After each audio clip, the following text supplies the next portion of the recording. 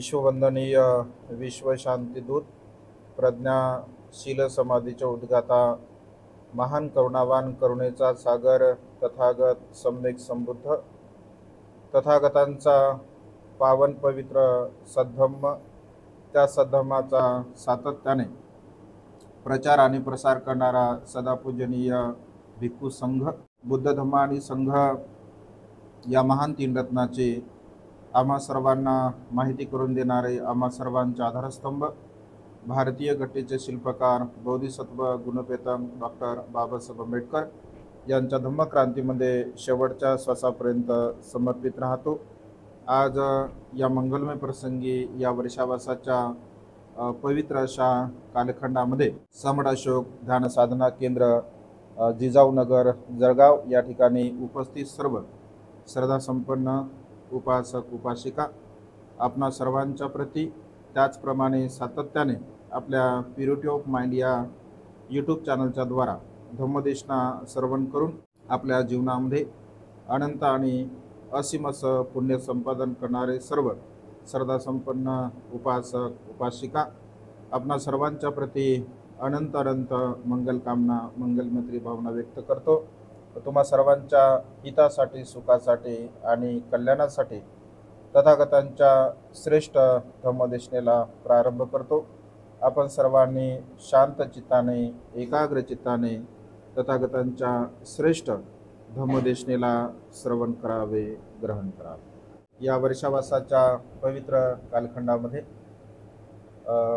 मिलिंद प्रश्न अनुपिटक साहित्यातील तो ग्रंथ आहे। म्हणजे बाह्य पिटकाच्या बाह्य जे ग्रंथ असतात त्याला अनुपिटक ग्रंथ असं म्हणतात, अनुपिटक साहित्य असं म्हटलं जातं। आणि त्यामध्ये मिलिंद प्रश्न अत्यंत महत्त्वपूर्ण असा ग्रंथ आहे। विशुद्धीमग्ग सुद्धा एक अत्यंत महत्त्वपूर्ण ग्रंथ आहे। त्यानंतर धम्मपद अठ्ठकथा सुद्धा आहे, त्यामध्ये साहित्याचा तो भाग आहे। वंश साहित्य सुद्धा आहे, म्हणजे श्रीलंकेमध्ये ज्या साहित्याचं लिखाण केलं गेलं, तर असे काही महत्त्वपूर्ण असे ग्रंथ आहे की जे बाह्य पिटक साहित्य म्हणजे पिटकांच्या बाह्य असणारे ग्रंथ, ज्याला अनुपिटक साहित्य असं म्हटलं जातं। अत्यंत महत्त्वपूर्ण या ग्रंथाचं आपण वाचन करता अत्यंत तात्विक दृष्टीने आणि आपल्या मनामध्ये ज्या शंका कुशंका म्हणजे उत्पन्न होत असतात, खरं तर जे प्रश्न मिलिंद राजाला पडले ते प्रश्न वर्तमान काळामध्ये सुद्धा काही लोकांना पडतात, परंतु जेवढ्या सूक्ष्मतेनं त्यांनी प्रश्नांचं चिंतन केलं, मनन केलं, तेवढे सूक्ष्मपणे प्रश्न आता कोणी विचारले सुद्धा नसते आणि त्यांचं उत्तर देणारे कोणी भिक्षू सुद्धा नसते। तसं भविष्यवाणी भगवंतानेच केली होती की माझ्यानंतर माझ्या धम्माला सूक्ष्मपणे जर कोणी प्रश्न उत्तरांच्या द्वारा परिशुद्धता धम्माला देईल तर ते म्हणते नागसेन आणि मिलिंद राजा, अशा प्रकारे भगवंताची ती भविष्यवाणी होती। तर अत्यंत महत्त्वपूर्ण असा ग्रंथ आहे, त्याचं तुम्ही चिंतन करा, मनन करा। आपल्या मनामध्ये शंका कुशंका ज्या ज्या काही उत्पन्न होत असतात त्या सर्व शंका कुशंकांच्या प्रश्नाची उत्तरं आपल्याला त्या मिलिंद प्रश्नामध्ये पाहायला मिळत असतात। आणि त्यामुळे या वर्षावासाच्या पवित्र अशा कालखंडामध्ये धम्म श्रवण करणे आपल्या हिताचं असते, आपल्या सुखाचं असते, आपल्या कल्याणाचं असते। सातत्याने आपल्या जीवनामध्ये जेवढे अधिक आपण पुण्यकर्म करू, कुशल कर्म करू, तर त्या पुण्यकर्माची कुशल कर्माची जी प्राप्ती असते वर्तमान काळामध्ये सुद्धा एक सुखपूर्वक जीवन जगण्यासाठी आपल्याला ते सहाय्य ठरत असतात। आणि भविष्य काळामध्ये म्हणजे मृत्यू पश्चात सुद्धा आपले जे पुण्यकर्म असतात, कुशल कर्म असतात, तर ते आपल्याला सहाय्य ठरत असतात। आणि त्यामुळे सातत्याने कालेन धम्म सवनं एतं मंगलम उत्तमं असं भगवंतांनी म्हटलं आहे। म्हणजे वेळ काळ पाहून आपण धम्म श्रवण केला पाहिजे, वेळ काळ पाहून आपण दान पुण्य केलं पाहिजे, वेळ काळ पाहून आपण मैत्री भावना केली पाहिजे, वेळ काळ पाहून आपण आनापानसतीची भावना, विपश्यनेची भावना, म्हणजे जेवढे जेवढे काही चांगले सद्गुण आहेत त्या चांगल्या सद्गुणाला आपण धारण करण्याचा प्रयत्न केला पाहिजे। तर अशा पद्धतीने भगवंताचा धम्म हा कल्याणकारक आहे। म्हणजे मनुष्याच्या हितासाठी, सुखासाठी आणि कल्याणासाठी भगवंताचा धम्म हा सदा सर्व काळ समान रूपाने फळ देणारा असतो। म्हणजे भूतकाळामध्ये सुद्धा, वर्तमान काळामध्ये सुद्धा आणि भविष्य काळामध्ये सुद्धा या तीनही काळामध्ये समान रूपाने फळ भगवंताचा धम्म देत असतो. त्यामुळे धम्माचं अनुसरण करणे, धम्माचं आचरण करणे आणि त्यानुसार जीवन जगण्याचा आपण प्रयत्न करणे हे आपल्या हितासाठी असते, सुखासाठी असते आणि कल्याणासाठी असते. तर आज या मंगलमय प्रसंगी एक छोटीशी गाथा तुम्हाला सांगतो आणि त्या गाथेचं विश्लेषण करण्याचा आपण प्रयत्न करतो. त्यानंतर जे काही आपले प्रश्न विचारले गेले तर त्याचं शेवटी आपण त्याचं विश्लेषण करण्याचा आपण प्रयत्न करू. तर मानवी जीवनामध्ये सुख फार अत्यंत महत्त्वपूर्ण आहे. प्रत्येकाला असं वाटतं की मी सुखी असलो पाहिजे, मी समाधानी असलो पाहिजे, माझ्या जीवनामध्ये जे उत्पन्न होणारं जे दुःख आहे ते दुःख पूर्णपणे नष्ट झालं पाहिजे. कारण मानवी मन आणि मनामध्ये उत्पन्न होणारे जे काही विचार असतात त्या विचाराच्या द्वारा मनुष्य सुख आणि दुःख आपल्या कर्माला अनुसरून भोगत असतो. इथे दुसरा कोणी कोणाला सुखी किंवा दुःखी करू शकत नाही असं भगवंताचं वचन आहे. बघा, भगवंत असे म्हणतात की तुम्ही जसं कराल तसं तुम्ही भराल.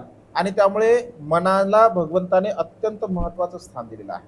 म्हणजे आपलं जसं मन असेल, आपल्या मनात जशा प्रकारचे विचार उत्पन्न होत असतील, आपण जशा प्रकारे चिंतन मनन करत असेल तशा प्रकारचं सुख आणि दुःख आपल्या जीवनामध्ये बघा आपल्याला म्हणजे प्राप्त होत असते. तर फक्त आपणच सुखाची व्याख्या करतो असं आहे का? तर असं बिलकुल नाही आहे. भगवंताच्या काळामध्ये सुद्धा अनेक लोकांनी सुखाच्या व्याख्या केल्या किंवा सुख कसं मिळावं असे प्रश्न भगवंताला केले. भविष्यात आजही वर्तमान काळामध्ये सुद्धा लोक म्हणतात की भंतेजी आम्ही सुखी कसं राहावं, आम्हाला थोडं काहीतरी मार्गदर्शन करा, आम्ही खूप दुःखी राहतो, आमचा परिवार खूप दुःखी राहतो. आजही विचारतात लोक, भविष्य काळामध्ये सुद्धा विचारत राहतील.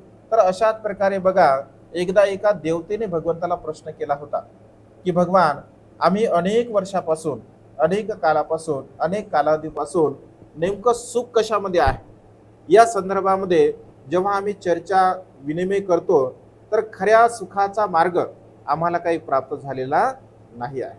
आणि त्यामुळे भगवान, आपण ज्ञानी आहात, आपण सम्यक संबुद्ध आहात, आपण जगाचे कल्याण करते आहात, आपण महाकारुणिक आहात. आणि त्यामुळे भगवान, आपल्याशिवाय या संसारामध्ये असा कोणीही व्यक्ती नाही आहे की सुखाची खऱ्या अर्थाने व्याख्या करेल. तर भगवंताला आम्ही विनंती करतो, भगवंताने सुखाची व्याख्या करावी.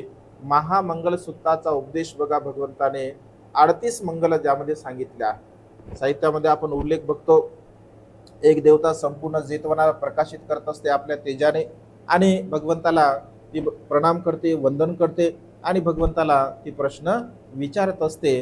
तर तिथे काही महत्त्वपूर्ण गाथांच्या द्वारा ती प्रश्न करते आणि भगवंत गाथेंच्या द्वारा त्या ठिकाणी उत्तर देत असतात. तर एक महामंगल सूत्र आपल्या त्रिपिटक साहित्यामध्ये सुत्तनिपातमध्ये आपल्याला पाहायला मिळते.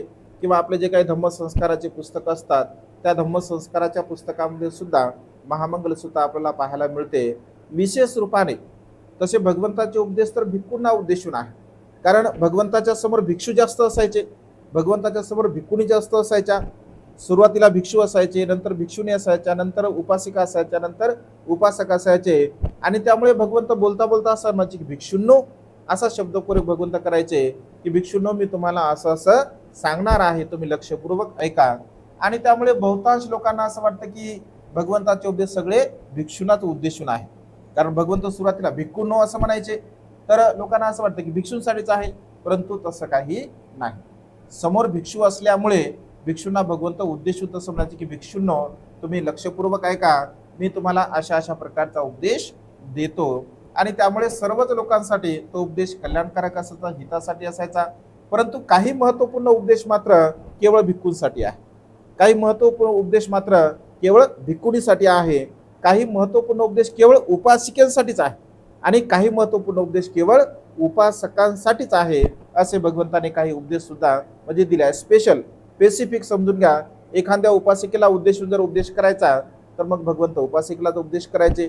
एखाद्या उपासकाला जर उद्देशून भगवंताला उपदेश करायचा तर त्या उपासकाला उद्देशून भगवंत उपदेश करत असतात. परंतु बहुतांश करून सर्वच्या सर्व उपदेश मात्र सर्वाला लागू पडत असतात.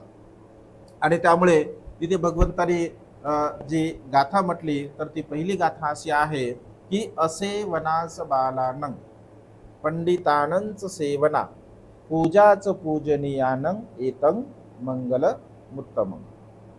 बहुदेवा मनुसाच मंगलानी अचिंतयु अखंग माना सोतानं गृही मंगलमुत्तम. म्हणजे अनेक देवतांनी बहुदेवा मनुष्याचं म्हणजे अनेक देवतांनी आणि मनुष्यांनी मिळून सुखाची व्याख्या करण्याचा प्रयत्न केला, परंतु त्यांना काही मिळाली नाही. तर भगवंताला मी विनंती करतो की भगवान, मनुष्यासाठी आणि देवतांसाठी सुखाचा मार्ग नेमका कोणता आहे, तर ते भगवंताने आम्हाला सांगावे. तर भगवंताने काही महत्त्वपूर्ण गाथा सांगितल्या. तर एका गाथेचं विश्लेषण आज आपल्या या देशनेमध्ये आपण बघूया. असे वनाच बालानं पंडितानंच सेवना पूजाच पूजनीयानं एतं मंगलमुत्तम. 3 मंगल इथे सांगितले आहे. एक मंगल सांगितलं असे वनाचं बालानं. असे वनाचं बालानं म्हणजे मूर्खांची संगती करू नये. पंडितानंच सेवना म्हणजे पंडितांची संगती करावी. पूजाच पूजनीयानं म्हणजे पूजनीय लोकांची पूजा करावी. हे उत्तम मंगल आहे, हे चांगलं मंगल आहे, असं भगवंताचं वचन आहे. म्हणजे एका गाथेमध्ये 3 मंगल भगवंताने सांगितले. असे वनाच बालानं. बालानं म्हणजे मूर्ख. बालानं म्हणजे मूर्ख. असे वनाच म्हणजे त्यांची संगती, मूर्खाची संगती आपण कधी करू नये. मग आता नेमकं मूर्ख कोण समजलं पाहिजे ना आपल्याला, की नेमकं मूर्ख म्हणजे कोण. आता मूर्ख म्हणजे आपल्याला जर अगोदर मूर्ख समजेल की बा हा मूर्ख व्यक्ती आहे, तर आपण त्याची संगती करणार नाही. मग त्याच्यासाठी आपल्याला पहिले मूर्खाची व्याख्या लक्षात घ्यावी लागेल. बरं, तुमच्या मते मूर्ख कोण, म्हणजे कोणाला तुम्ही मूर्ख म्हणसाल. पंडिताची व्याख्या, पंडित कोणाला म्हणसाल. निंदा करणारा मूर्ख, बडबड करणारा मूर्ख, आणखी खोटं बोलणारा मूर्ख, इतरांना कमी लेखणारा मूर्ख, आणखी काय व्यसनाधीन व्यक्ती मूर्ख. म्हणजे बऱ्यापैकी तुम्हाला लक्षामध्ये आलं किंवा असं असं मूर्खाची व्याख्या आहे. तर भगवंत असे म्हणतात की नेमका मूर्ख कोण आहे. मूर्खाची व्याख्या करत असताना भगवंताने स्पष्टपणे असं म्हटलं आहे, जो मनुष्य कायेच्या द्वारा, वाचेच्या द्वारा आणि मनाच्या द्वारा अकुशल कर्म करतो, वाईट कर्म करतो, पाप कर्म करतो, त्याला मूर्ख समजावं. जे सरळ सरळ जो शीलाचं पालन करत नाही त्याला मूर्ख असं भगवंताने म्हटलं. ही एक व्याख्या भगवंताने केली. दुसरी गोष्ट, ज्या मिथ्या संकल्पना आहे, चुकीच्या ज्या धारणा आहे, त्या चुकीच्या धारणेला अनुसरून जीवन जगणारा मनुष्य हा सुद्धा मूर्खच आहे असं भगवंताने म्हटलं. जसं या संसारामध्ये आत्मा आहे, परमात्मा आहे, असं सुद्धा काही लोक विचार करतात की आत्मा आहे, परमात्मा आहे, आणि त्या संकल्पनेला अनुसरून ते लोक जीवन जगण्याचा प्रयत्न करत असतात. हे सुद्धा मूर्खच लोक आहे. जे लोक प्राण्यांची हत्या करतात, म्हणजे प्राण्याचा बळी देतात आपल्या स्वतःच्या सुखासाठी, ते सुद्धा लोक मूर्खच आहे. काही लोक नद्यांची पूजा करतात, काही लोक झाडाझुडपांची पूजा करतात, काही लोक डोंगरांची, पर्वतांची पूजा करतात, जनावरांची पूजा करतात. म्हणजे अशा प्रकारे जीवन जगणारे लोक, काही लोक सूर्याची पूजा करतात, चंद्राची पूजा करतात, ग्रहाची पूजा करतात, ताऱ्यांची पूजा करतात. म्हणजे अशा प्रकारच्या संकल्पनेने युक्त जीवन जगणारा मनुष्य, अंधश्रद्धा असेल, कर्मकांड असेल, बुवाबाजी असेल, ईश्वरवाद असेल, या सर्व प्रकारच्या खुळ्या संकल्पनेने जीवन जगणारा मनुष्य एक प्रकारचा मूर्खच आहे असं भगवंतांनी म्हटलं. म्हणजे एकीकडे मनुष्य चंद्रावर चालले, ऐक ना, चंद्राचा शोध घेत आहेत, अन्य ग्रहाचा शोध घेत आहेत, अन्य ताऱ्याचा शोध घेत आहेत. म्हणजे एकीकडे विज्ञानाच्या आधाराने मनुष्य आकाशामध्ये भरारी घेऊन पाहत आहे, परंतु दुसरीकडे मात्र मनुष्य अंधश्रद्धेच्या बाजारामध्ये आपलं स्वतःला डुबून घेत आहे. म्हणजे मूर्ख मनुष्य. आणि असंही म्हटलं आहे की या संसारामध्ये मूर्ख बनवणं फार सोपी गोष्ट आहे. मूर्ख बनवणं फार सोपी गोष्ट आहे. म्हणजे त्याला काय फार परिश्रम करावे लागत नाहीत कोणाला मूर्ख बनवण्यासाठी, ते सहज आपण बनवू शकतो. आणि ज्ञानी व्यक्ती असेल, विद्वान व्यक्ती असेल, प्रज्ञावान व्यक्ती असेल, तर तो तर सहज लोकांना मूर्ख बनवू शकतो. आणि लोक सुद्धा मूर्ख बनतात. जसं उदाहरण म्हणून तुम्ही ते मागे एक पिक्चर आला होता बघा, ते पीके पिक्चर आला होता. पीके पाहिलं का तुम्ही? ते काही काही पिक्चर पाहिले पाहिजे, आहे की नाही, काही काही पिक्चर पाहिले पाहिजे. तर ते पीके पिक्चर आम्ही पण पाहिला. तर त्याच्यामधला एक सीन तो काटला, आहे की ना, बसमध्ये भंतींच्या समोर जे बसलेले होते तर तो सीन, तो संवाद वगैरे काढला तर तिथे लोक मूर्ख कसे आहेत किंवा लोक मूर्ख कसे बनू शकतात त्याचं एक उदाहरण आहे बघा. एका कॉलेजमध्ये ऐक ना, तो एक दगड ठेवतो, ऐक ना, पान खातो, पान खाऊन घेतो, पान अगोदर लावतो, खातो, देखो अभी डर का माहौल कैसे पैदा होता है की नाही. लगेच तिथे ठेवलं एक चवणी टाकते एक व्यक्ती, लगे वंदन करते. म्हणजे जेवढं जास्ती भीती ऐक नाही तेवढं मनुष्य आपल्या मनामध्ये तशा प्रकारचं वातावरण निर्माण करत असतो. म्हणजे मूर्ख बनवण्यासाठी बिलकुल वेळ लागत नाही, अगदी क्षणामध्ये लोक मूर्ख बनत असतात. एक दुसरा सुद्धा मूव्ही आहे, म्हणजे एका तिबेटियन भंतेचा मूव्ही आहे आणि तो साऊथ कॉमेडी करणारा आहे. तर ते आंघोळ वगैरे करतात आणि त्यांचं जे वस्त्र असते ते वस्त्र जे किलोमीटरचा जो स्टोन दगड असतो त्याच्यावरती असं टाकतात. त्यांचं वस्त्र असं भगवं असते. लोकांना असं वाटतं की ते काहीतरी आहे, लगेच त्याला ते तिथे वंदन करत असतात. ते वस्त्र आपला घेऊन जाते, मग ते वंदन करणारे लोक अरे काय दिसत नाही त्यांना तिथे. म्हणजे नेमकं आपण काय करत आहोत, आपण आपल्या बुद्धिमत्तेचा विचार लोक बिलकुल करत नाही. मिथ्या दृष्टीमध्ये लोक जीवन जगत असतात बघा. म्हणजे सहज मूर्ख लोक बनतात. आणि त्यामुळे भगवंत असे म्हणतात की जसं उदाहरण देत असताना जेव्हा सारीपुत्त बनते अश्वजित भंतेला पाहतात आणि अश्वजित भंतेला पाहिल्यानंतर ते असं म्हणतात की पाहिल्याबरोबर म्हणजे त्यांची चालण्याची बोलण्याची जी पद्धत असते तर ती एकदम शांत असते. आणि ते पाहतात अरे यांची चालण्याची म्हणजे पद्धत, ढब चिवर घेण्याची पद्धत अत्यंत शांत आहे. नक्कीच हा अरहंत असला पाहिजे किंवा अरहंतापैकी कोणीतरी एक असला पाहिजे. पण त्यांना काहीतरी आपण विचारलं पाहिजे, कारण सारीपुत्त म्हणते विद्वान असतात, ज्ञानी असतात, प्रज्ञावान असतात. तर ते त्यांच्याकडे जातात, पण लगेच त्यांना आठवते की अरे हे तर आता भिक्षाटन करायसाठी नगरामध्ये गेले, ही मात्र काही योग्य वेळ नाही. मग ते नगरामध्ये भिक्षाटन करतात. सारीपुत्त त्याच्या पाठीपाठी जात असतात.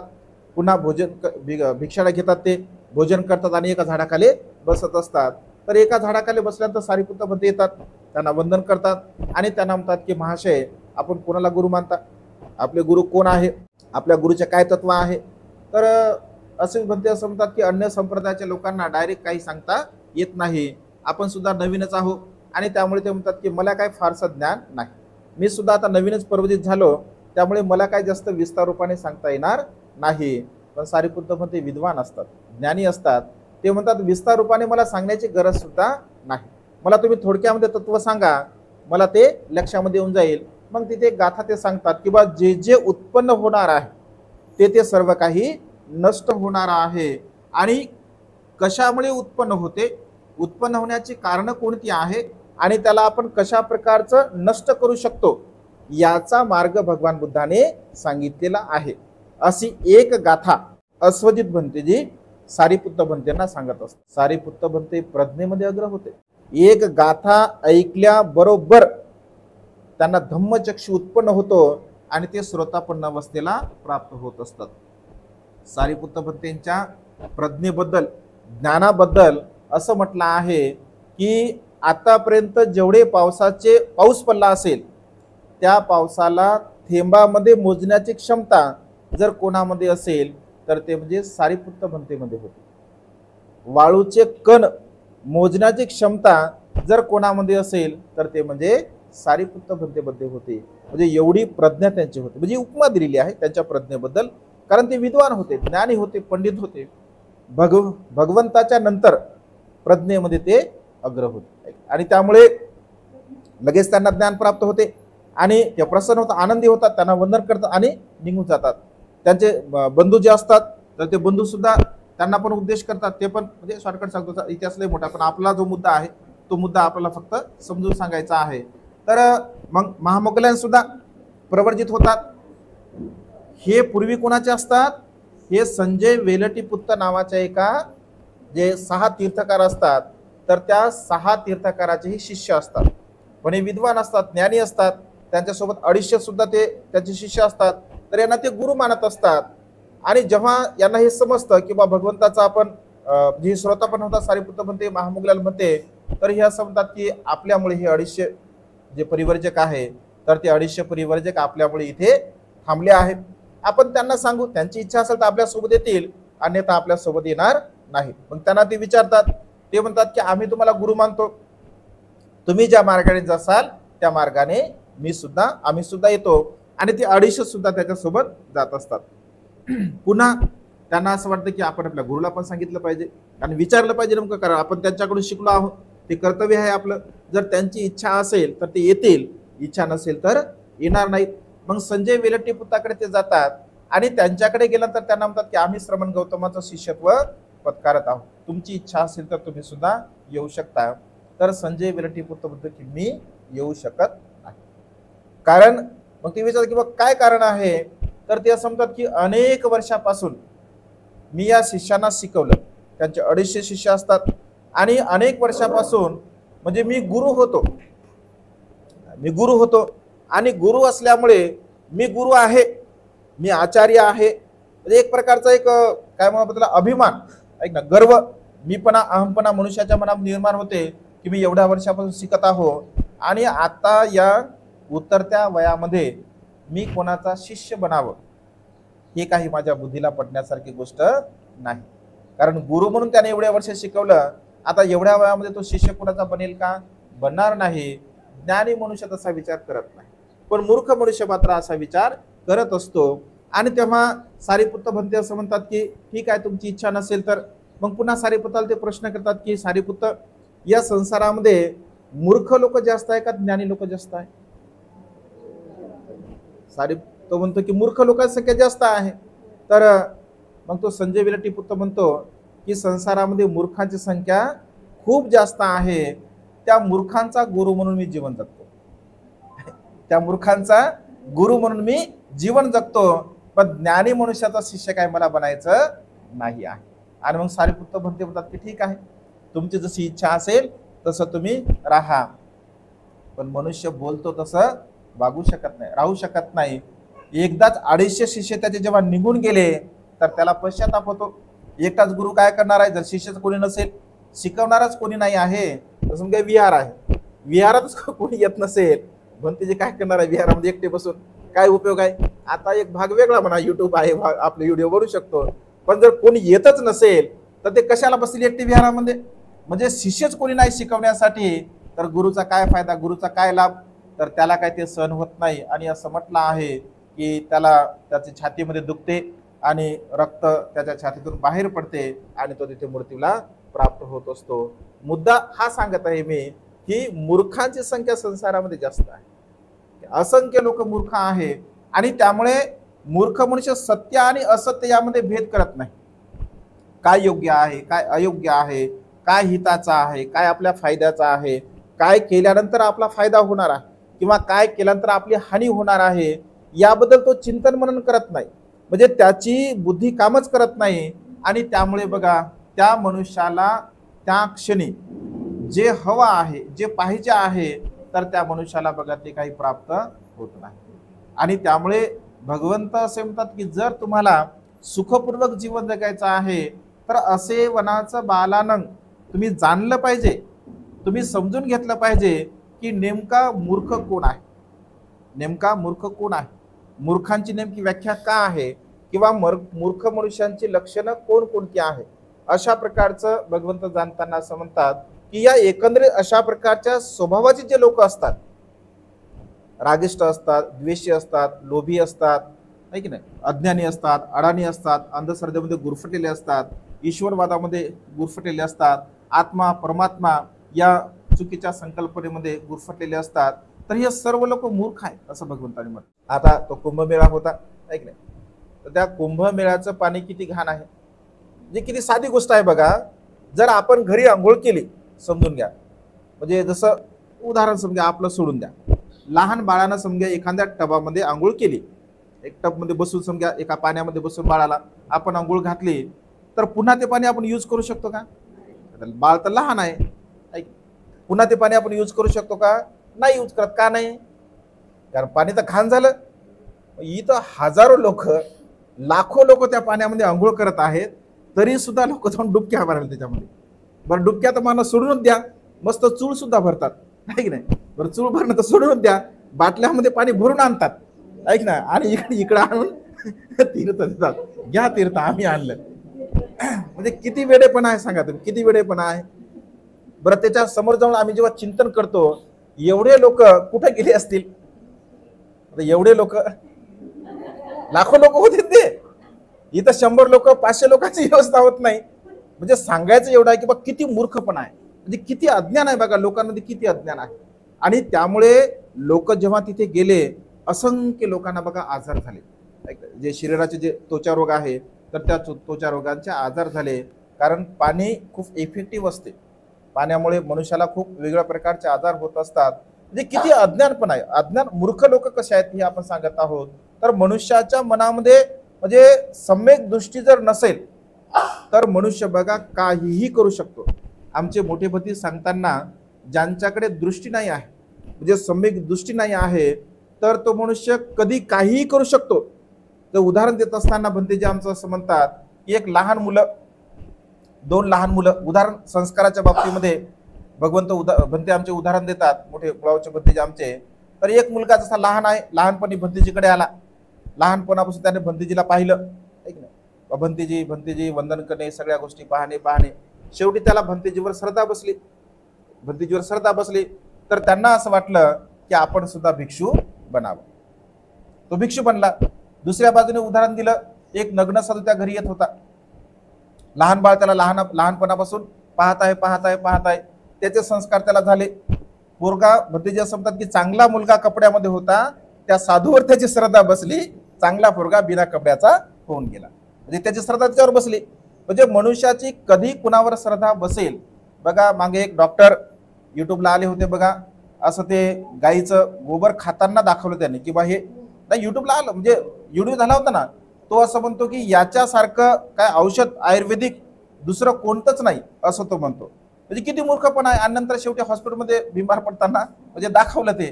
तर लोक काय करतील, म्हणजे लोकांना मूर्ख बनवण्यासाठी या संसारामध्ये बघा वेगवेगळ्या प्रकारचे लोक प्रयत्न करत असतात. पण जो प्रज्ञावान असतो, जो ज्ञानी असतो, जो बुद्धिवान असतो, भगवंत असे म्हणतात की ज्ञानी लोकांच्या सहवासामध्ये एक क्षणभर जरी आपण राहिलो असेल तर आपलं मंगल होत असते. पण मूर्ख मनुष्यांच्या सहवासामध्ये तुम्ही हजारो वर्ष राहिले तरी काहीही लाभ होत नाही. व्यवहारामध्ये असं आपण म्हणत असतो, मूर्खांचा मालक बनण्यापेक्षा शहाण्यांचा नोकर बनलेलं कधीही चांगलं असते. कारण शहाण्याकडून आपल्याला काहीतरी शिकायला भेटते, पण मूर्खाकडून काही शिकायला भेटत नाही.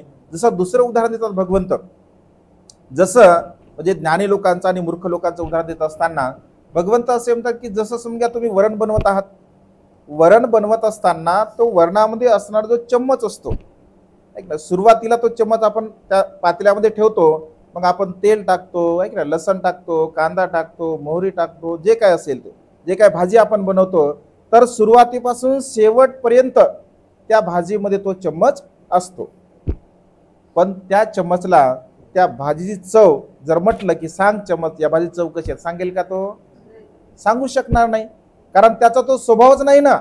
पण जर समजा तीच भाजी एक थेंब जर आपण आपल्या जिभेवर टाकला तर क्षणामध्ये आपण सांगू शकतो की भाजी खारट आहे, तुरट आहे, तिखट आहे, आंबट आहे, गोड आहे, सांगू शकतो. अगदी मूर्खांचा सहवास तसाच आहे. भगवंत असे म्हणतात की काही लोक क्षणभर जरी ज्ञानी लोकांच्या सहवासामध्ये आपण राहिलो तर त्याचा परिणाम आपल्याला लगेच मिळत असतो. पण मूर्खांच्या सहवासामध्ये जर आपण कितीही वर्ष राहिलो, कितीही दिवस राहिलो तरी काहीही उपयोग नाही आहे. त्यामुळे भगवंत असे म्हणतात की जर तुम्हाला योग्य मित्र जर मिळाला नाही, योग्य सहचारी मिळाला नाही, योग्य सहचारी जर नाही मिळाले तर आपण एकट्याने एकाकी जीवन जगावं, एकट्याने राहावं आपलं. जसं उदाहरण देतं भगवंत, गेंड्याप्रमाणे आपण एकट्याने जीवन जगावं. गेंडा कधीही कळपाने राहत नसतो. गेंडा हा प्राणी असा आहे की तो फक्त एकटाच राहत असतो, स्वच्छंदपणे तो विहार करतो. अगदी तशा प्रकारे आपण जीवन जगावं. म्हणजे आपल्या जीवनात जर चांगला व्यक्ती असेल, सज्जन व्यक्ती असेल, ज्ञानी असेल, पंडित असेल, बुद्धिमान व्यक्ती असेल तर अशा लोकांच्या आपण सहवासामध्ये राहायला हरकत नाही आहे. परंतु मूर्ख लोकांचा सहवास जर आपल्या जीवनामध्ये असेल तर तशा व्यक्तींच्या सहवासामध्ये न राहणं आपल्या हिताचं असते, आपल्या सुखाचं असते, आपल्या कल्याणाचं असते. आणि त्यामुळे भगवंत असे म्हणतात की असे वनाचं बालान, मूर्खांची संगती आपल्या जीवनामध्ये आपण कधीही करू नये. पंडितांचं सेवना, पंडितांचा सहवास आपल्या जीवनामध्ये आपण धारण केला पाहिजे. मग नेमकं पंडित कोण याची व्याख्या आपण केली पाहिजे. म्हणजे जास्त बोलतो म्हणजे तो पंडित आहे का? असं बिलकुल नाही आहे. भगवंत असे म्हणतात की जर जास्त कोणी बोलणारा असेल तर इथे पंडित तो होऊ शकत नाही. तर आचरणिक दृष्टिकोनातून जसं याच्या विरुद्ध कायेने, वाचेने आणि मनाने जर तो कुशल कर्म करत असेल, पुण्य कर्म करत असेल, चांगले कर्म करत असेल, तर अशा प्रकारच्या मनुष्यांचा सहवास आपल्या जीवनामध्ये आपण धारण केला पाहिजे असं भगवंतांनी म्हटलं आहे. म्हणजे पंडितांच्या सहवासामध्ये राहिल्यामुळे कसा लाभ होतो बघा. आपल्यासमोर फार मोठं उदाहरण आहे. जसं अंगुलीमालाचं उदाहरण आपण घेऊ शकतो. भगवंताच्या सहवासामध्ये अंगुलीमाल काय फार दिवस आला होता का? नाही, काही क्षणभर आला होता तो. आणि काही क्षणामध्ये भगवंताने बघा त्याला उपदेश दिला. कारण विद्वान व्यक्ती, ज्ञानी व्यक्तींचं लक्ष नसते, त्याला जास्त सांगण्याची गरज नसते. त्याला अगदी थोडंसं जरी सांगितलं, क्षणभर जरी त्याला सांगितलं, तर क्षणामध्ये तो ज्ञान व्यक्ती सहजपणे ओळखू शकतो. आणि अंगुलीमाल म्हणजे अहिंसक हा ज्ञानी होता, बुद्धिमान होता, सगळ्या विद्यार्थ्यामध्ये तो हुशार होता. आणि त्यामुळे भगवंताने त्याला अगदी थोडासा उपदेश दिला. अगदी थोड्याशा उपदेशामध्ये त्याची प्रज्ञा एकदम विकसित झाली आणि तो बघा भगवंताला एकदम शरण गेला. दुसऱ्या बाजूने जर आपण विचार केला तर देवदत्त भगवंताच्या सोबत होता, भगवंताच्या सहवासामध्ये होता, भिक्षू झाला, तरी सुद्धा तो काही सुधारला नाही. जे शेवटपर्यंत सुधारला नाही तो. सुरुवातीला जेव्हा तो आला, काही दिवस त्याने चांगले कर्म केले, काही रिद्धिसिद्धी त्याला प्राप्त झाल्या, लगेच त्याला अहंपणा उत्पन्न झाला की आता मी सुद्धा मोठा हवा आणि मी सुद्धा बुद्धाबरोबरच आहो असं त्याला वाटू लागलं. म्हणजे मूर्ख लोकांमध्ये एक क्षणामध्ये लगेच अहंभाव उत्पन्न होत असतो. पण जे ज्ञानी असतात, जे हुशार असतात, बुद्धिमान असतात, आपण व्यवहारामध्ये असं म्हणतो ना, म्हणजे उखळत्या पाण्याला खळखळ जास्त असतो, ऐक ना, असं म्हणतो. जे पाणी असते ओढ्या नाल्याचं खळखळ खळखळ खळखळ करत येते आणि काही दिवसामध्ये संपून जातो. परंतु जो समुद्र असतो शीतल असतो, शांत असतो, पाऊस पडो न पडो तेथील पाणी काही कमी होत नाही. कारण त्याची अमर्याद जी असते, ती अमर्याद त्याची जी असते सीमा असते, तर ती अमर्याद असते. त्याच्यामध्ये असणारं पाणी जे असते ते अमर्याद असते, ते कधीही कमी होत नाही. अगदी तशा प्रकारे मनुष्याने शांत असलं पाहिजे. आपल्या मनाला आपण संयमित केलं पाहिजे. आणि ज्ञानी मनुष्यांचं, प्रज्ञावान मनुष्य हा नेहमी संयमित असतो, तो शांत असतो. कारण त्याला माहित असतं की आपल्या जीवनामध्ये आपल्याकडे असणारं जे ज्ञान आहे त्या ज्ञानाच्या द्वारा, त्या प्रज्ञेच्या द्वारा आपण आपलं जीवन अत्यंत सुखपूर्वक जगू शकतो. आणि त्यामुळे सदा सर्व काळ पंडित लोकांचा सहवास बघा आपल्या जीवनामध्ये आपण धारण केला पाहिजे. म्हणजे अगदी क्षणभर जरी. आणि चांगले लोक या संसारामध्ये मिळणं अत्यंत दुर्लभ गोष्ट आहे बघा.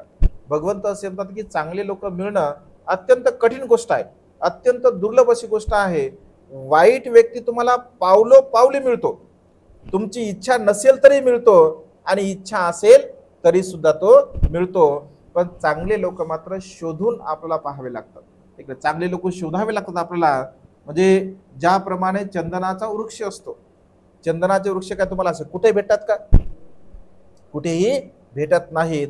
कारण त्याची विशेषता असते. ते ठराविक जागेमध्ये येतात, ठराविक ठिकाणी येतात, कारण त्याचं विशेष महत्व आहे, विशेष महत्व आहे त्यांचं. अगदी तशा प्रकारे बघा. नाही तर बाभळीचे झाडं असतात बघा, किंवा रिकामे झाडं असतात. जसं उदाहरण म्हणून घ्यायचं झालं तर ते गांजर गवत असते बघा, ऐक नाही. म्हणजे त्याला काय, त्याचं का बी टाकतात का लोक? बिलकुल टाकत नाही. आता हे समोर आपल्या गवत उगवलं, त्याला का कोणा टाकलं का? नाही, ते आपोआप येत असतं. मूर्ख लोक आपोआप आपल्या जीवनामध्ये येतात. आपली इच्छा असो, आपली इच्छा नसो, ते बरोबर घुसतात आपल्या जीवनामध्ये, ऐक ना. जिथून जागा भेटल तिथून घुसण्याचा ते प्रयत्न करत असतात, ऐक नाही. त्यामुळे यांच्यापासून आपण दूर राहण्याचा प्रयत्न केला, ओळखलं पाहिजे आपण. आपल्याला लोक ओळखता आले पाहिजे. लोक जर आपल्याला ओळखता आले, एवढं ज्ञान मात्र व्यवहारामध्ये आपण घेतलं पाहिजे. म्हणून तर विशाखेला उपदेश करताना भगवंत म्हणतात, देणाऱ्याला दिलं पाहिजे, न देणाऱ्याला नाही दिलं पाहिजे. जे देणाऱ्याला दिलं पाहिजे, न देणाऱ्याला दिलं नाही पाहिजे. म्हणजे आपल्यावर जर कोणी उपकार करणारा असेल तर त्याच्यावरती सुद्धा आपण उपकार केले पाहिजे. परंतु आपण देऊन सुद्धा परोपकाराची भावना जर मनुष्याच्या मनामध्ये निर्माण होत असेल तर ते मात्र अत्यंत कठीण गोष्ट आहे. आणि त्यामुळे असे वनाच बालानंग पंडितानंच सेवना, पूजाच पूजनीयानं येतं मंगलमुत्तम. पूजनीय लोक कोण आहेत? पूजनीय लोक तर भगवंत असे म्हणतात की या संसारामध्ये सर्वात अगोदर जर पूजनीय कोणी असेल तर ते आपले माता पिता असतात. पहिले गुरु आपले कोण? पहिले गुरु आपले माता पिता असतात, कारण माता पित्याने आपल्याला जन्म दिलेला असतो. माता पित्यांमुळे आपल्यामध्ये चांगले संस्कार असतात. म्हणून तर भगवंतांनी म्हटलं माता पितु पठानं पुत्रदारस संगहु अनाकुलाच कमंता एतं मंगलमतम. आई वडिलांची सेवा करणे हे मनुष्याच्या जीवनातील सर्वात उत्तम मंगल आहे असं भगवंतांनी म्हटलं आहे. आणि त्यामुळे पहिले गुरु आपले आई वडील असले पाहिजे, माता पिता आपले पहिले गुरु असले पाहिजे.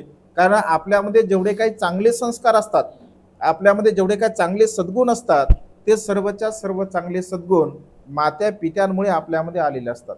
आपल्यामध्ये जेवढे काही दुर्गुण असतात, वाईट गुण असतात, ते आपल्या कर्मामुळे आणि आपल्या आचरणामुळे आलेले असतात.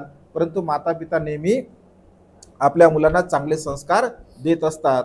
त्याच्यानंतर जे शिक्षक वृंद असतो, जे की आपल्याला शिकवतात, ते आपले गुरु असतात. त्याच्यानंतर जो कोणी आपल्याला शिकवत असेल, म्हणजे जे काही वडील लोक असतात आपल्या परिवारामध्ये, ते सुद्धा आपले गुरु असतात. आणि शेवटी मात्र दुःखमुक्तीचा मार्ग सांगणारे जे आपले धर्मगुरू असतात, ते सुद्धा आपले पूजनीय असतात. त्यांची सुद्धा आपण पूजा केली पाहिजे. कारण पूजनीय लोकांची पूजा जर आपण करत असेल तर त्याचा एक विशेष लाभ आपल्या जीवनामध्ये आपल्याला प्राप्त होत असतो. मनुष्याच्या जीवनामध्ये जेवढं अधिक आपण सत्याला समजून घेऊ, तेवढं अधिक सुख आपल्या जीवनामध्ये आपल्याला प्राप्त होत असते. सहवास हा अत्यंत महत्त्वपूर्ण आहे. जसं एक छोटंसं उदाहरण, कधी कधी उदाहरणाने गोष्टी समजतात बघा. जे सहवासाचा परिणाम कसा असतो, म्हणजे चांगल्या लोकांचा सहवास भेटल्यानंतर मनुष्य कसा बनतो आणि वाईट लोकांचा सहवास भेटल्यानंतर मनुष्य कसा बनतो, तर एक छोटीशी जातक कथा बौद्ध साहित्यामध्ये आलेली आहे बघा. सहवासा संदर्भामध्ये कधी कधी कथाच्या द्वारा लवकर तत्वज्ञान समजत असते. तर एकदा एक धर्मशोक नावाचा राजा असतो आणि तो धर्मशोक नावाचा राजा शिकारीसाठी जात असतो. आता शिकारीसाठी गेल्यानंतर जसं म्हणजे त्याला जंगलामध्ये गेल्यानंतर एक हरिण दिसते आणि त्या हरणाच्या पाठीमागे धनुष्यबाण घेऊन तो राजा अतिवेगाने जात असतो. आता राजासोबत असंख्य लोक असतात, जे मोजके लोक असतात, आणि काही लोक राजासोबत असतात जे की राजाच्या जवळचे असतात. काही लोक मात्र राजा वेगाने गेल्यामुळे काही लोक पाठीमागे राहून जातात आणि ते हरिण कुठेतरी जंगलामध्ये निघून जाते आणि परतीचा रस्ता मात्र राजाच्या काही लक्षामध्ये येत नाही. फिरता फिरता घनदाट जंगल असते, मोठं जंगल असते, आणि त्या जंगलामध्ये राजा म्हणजे रस्ता चुकून जातो. रस्ता चुकून गेल्यानंतर 2-3 लोक त्याच्या सोबत असतात. ते म्हणतात आपण तर रस्ता चुकलो, कारण जो आपला वाटाड्या आहे तर तो पाठीमागच राहिला, कारण त्याच्यासोबत काही मोजके लोक असतात ज्यांना ते जंगलाबद्दल माहिती असते, पण तो पाठीमाग राहिला असतो. तर ते फिरता फिरता बघा त्यांना एका ठिकाणी अग्नी पेटताना दिसत असतो. आणि अग्नी पेटताना दिसल्यानंतर त्यांना असं वाटतं की अरे इथे अग्नी पेटवला जात आहे, नक्कीच अग्नी आहे, याचा अर्थ कोणीतरी तिथे मनुष्य वस्ती असली पाहिजे. तर त्या अग्नीच्या दिशेने राजा आणि राजासोबत जे सेवक असतात ते हळूहळू जात असतात. तिथे गेल्यानंतर एक गुफा असते आणि त्या गुफेच्या दारावरती एक पोपट असतो पिंजऱ्यामध्ये ठेवलेला, आणि तो पोपट राजाला पाहतो. राजाला पाहिल्याबरोबर तो मोठमोठ्याने ओरडतो आणि मोठमोठ्याने ओरडताना म्हणतो की अरे लवकर या, धावत या, या देशाचा धर्मशोक राजा आलेला आहे. तो अलंकाराने परिपूर्ण युक्त आहे, त्याच्या शरीरावरती असंख्य अलंकार आहे, त्याचा घोडा सुद्धा पूर्णपणे सजलेला आहे, त्याचे जे काही मंत्री आहे त्यांच्या अंगावर सुद्धा विपुल सोना आहे. अशा प्रकारची सुवर्ण संधी तुम्हाला पुन्हा मिळणार नाही. त्वरा करा, घाई करा, धावा, लुटा, राजा लुटा, राजाच्या मंत्र्यांना लुटा आणि राजांची हत्या करा, ही सुवर्ण संधी तुम्हाला येणार नाही. अशा प्रकारे बघा तो पोपट बोलत असतो. तिथे मनुष्य कोणी नसतात.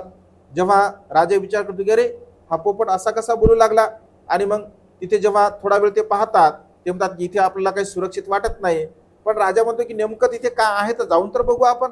तर त्या गुफेमध्ये जेव्हा ते जातात तर त्या गुफेमध्ये असंख्य धन त्या ठिकाणी पडलेलं असते आणि धन पडलेलं असते वेगवेगळ्या प्रकारचं.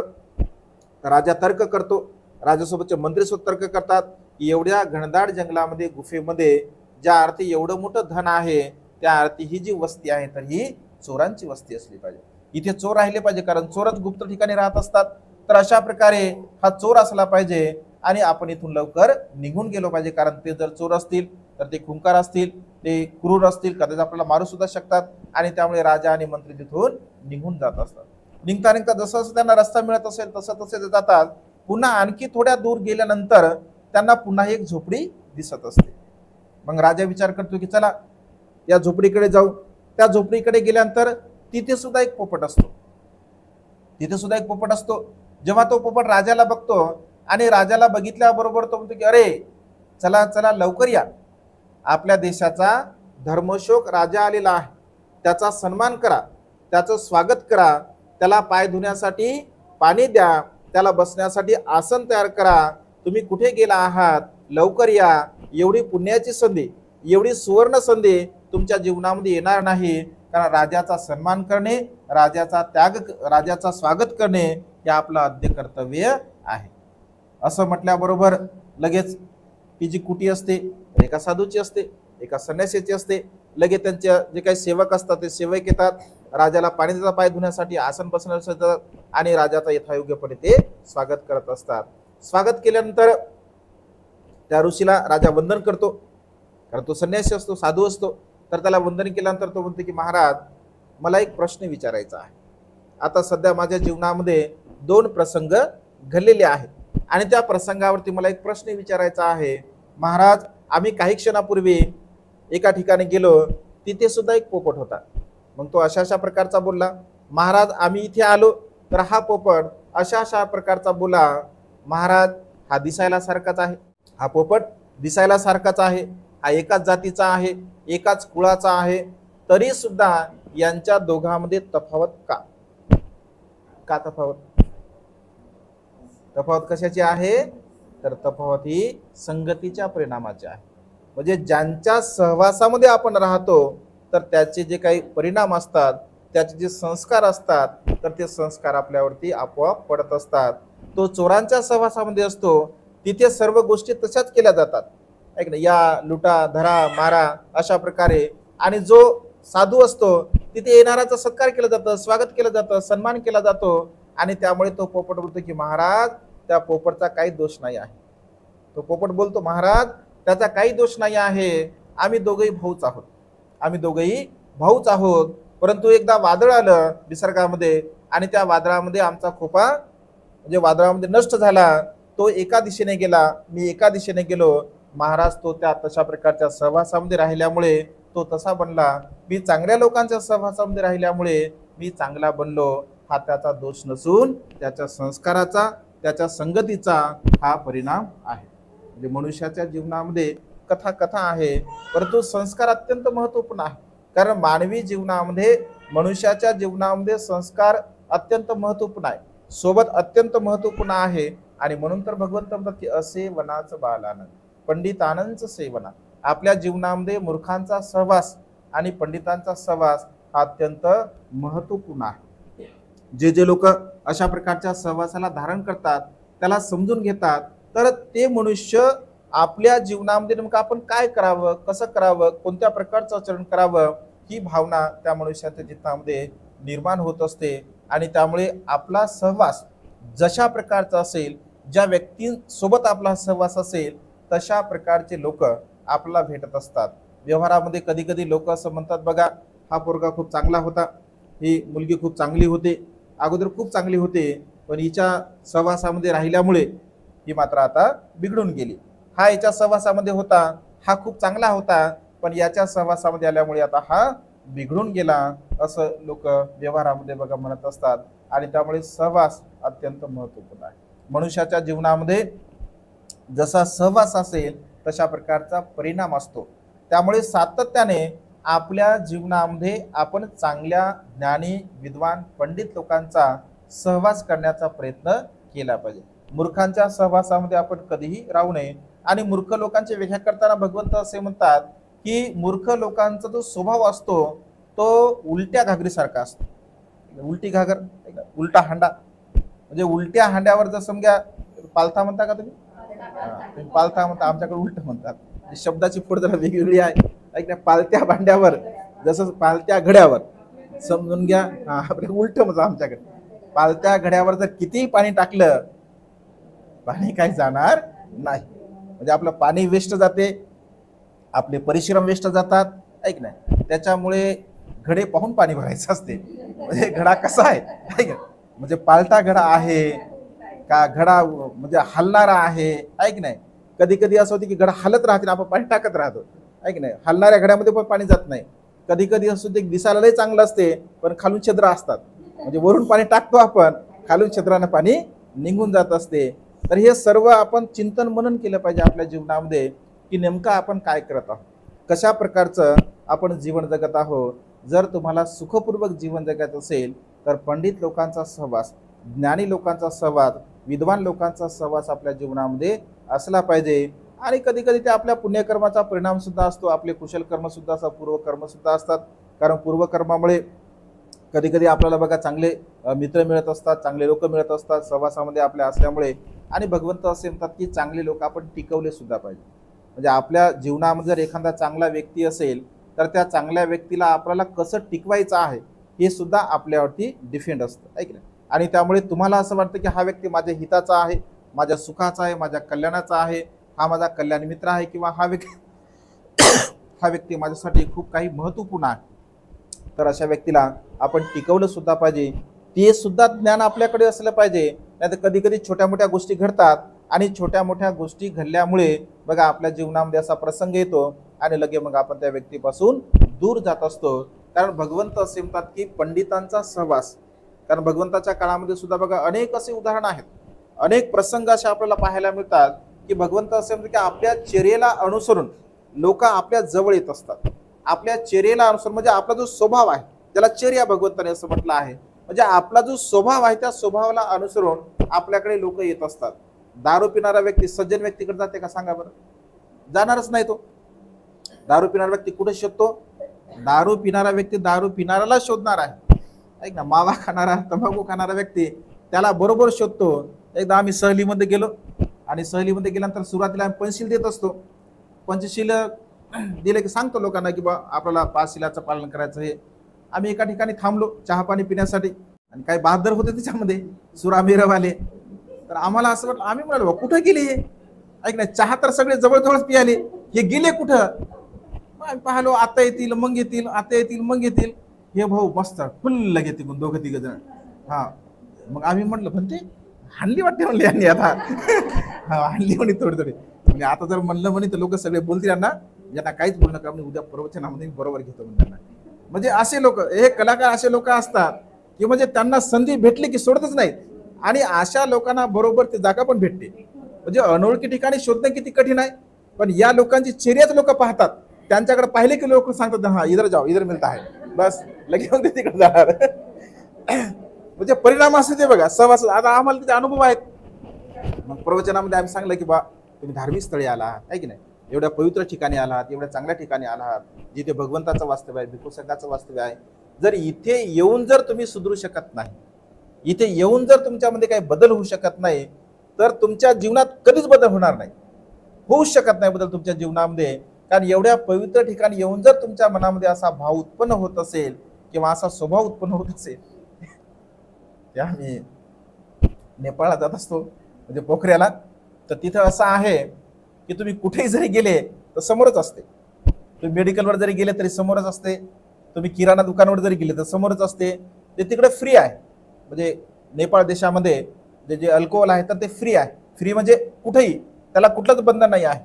त्याच्यामुळे जे पिणार आहे तर त्याच्या तोंडाला पाणी सुटते आणि मग ते पाहतात, मस्त गप्पा करतात. मग लगेच आम्ही म्हणतो हा चला लवकर लवकर चला की निघले. मग असे लोक असतात बघा. तर त्याच्यामुळे मनुष्याच्या जीवनामध्ये बघा चांगले लोक मिळणं, अनेक लोक सोडतात. काही लोक आमच्या या मागच्या टूरमध्ये 75-80 वर्षाची एक आई, आमच्या तिथे एक आई राहतात सुरवाडे आई म्हणून. तर त्यांच्या आईला जे त्यांनी बुद्धगेला घेऊन गेला, तर खरं तर त्यांची म्हणजे अशी परिस्थिती नव्हती येण्याची, कारण त्या खूप आजारी होत्या. पण म्हटलं आई चला आपण सोबत आहोत त्याच्यामुळे काही विषय नाही आहे. मग त्या आई सोबत आल्या. मग भंतीजी बोलले प्रवचनामध्ये बोलल्यानंतर लगेच गाडी भंतीजी तंबाखू खात होते बरं, पण आज मात्र तंबाखू सोडून दिला. म्हणलं बरं झालं, जाता जाता का सोडला तुम्ही? एवढे वर्ष तर सोडला नाही, पण किमान जाण्याच्या अगोदर का होईना तुम्ही संकल्प म्हणजे केला. 80-85 वर्ष असतील त्या आई प्रामाणिकपणे सांगितलं बा मी खाते म्हणे भंतीची, पण आजपासून खाणार नाही. म्हणजे बघा म्हटलं बा आईनं संकल्प केला, तुम्ही सुद्धा संकल्प करा. तर काही लोकांच्या मनामध्ये भावना असते सोडायची, तर ते सोडतात. तर आपल्यामध्ये असणारे दुर्गुण आपण मात्र सोडले पाहिजे, कारण जीवन बघा फार अनमोल आहे, खूप अनमोल जीवन आहे. निसर्गाने दिलेली जी देणगी आहे, म्हणजे निसर्गाने दिलेलं जे आपल्याला शरीर आहे, ते शरीर पुन्हा तुम्ही कितीही पैसा खर्च केला तरी सुद्धा ते काही मिळणार जीवनामध्ये आपण खूप चांगल्या प्रकारचं जीवन जगण्याचा प्रयत्न केला पाहिजे. शिलाला अनुसरून आपण जीवन जगण्याचा प्रयत्न केला पाहिजे. स्वतःची मानसिक आणि शारीरिक स्वस्थ कशा प्रकारे कुशल कर्मामुळे, पुण्यकर्मामुळे, चांगल्या कर्मामुळे वाढेल, अशा प्रकारचे चिंतन म्हणून आपण आपल्या जीवनामध्ये केलं पाहिजे. आणि त्यामुळे आज या मंगलमय प्रसंगी महामंगल सूक्तामधील एका गाथेच्या संदर्भामध्ये थोडक्यामध्ये विश्लेषण करण्याचा प्रयत्न केला. नक्कीच आपण त्याला जाणावं, समजून घ्यावं आणि त्यानुसार जीवन जगण्याचा प्रयत्न करावा, अशा प्रकारची मंगलमय आणि उदात्त कामना या ठिकाणी व्यक्त करून ही छोटीशी धम्मदेशना संपन्न करतो. सर्वांचं मंगल हो, सर्वांचं कल्याण हो, सर्वांना दीर्घायुष्य लाभो.